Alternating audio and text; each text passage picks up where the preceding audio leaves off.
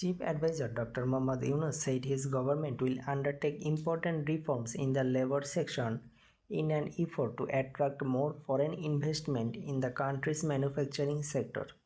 He made this commitment during a meeting with former British Prime Minister Theresa May on the sidelines of the COP29 Global Climate Conference in Baku, capital of Azerbaijan, on Thursday. While discussing recent progress in Bangladesh, Professor Yunus told him the labor issue is one of the highest priorities and we want to solve our labor's problem.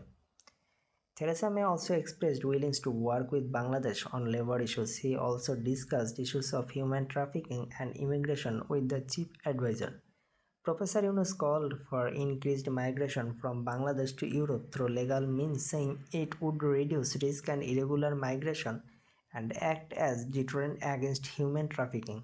Professor Yunus presented Theresa May with a copy of Art of Trump with a book of graffiti and murals painted by the Bangladeshi youth during the July-August revolution.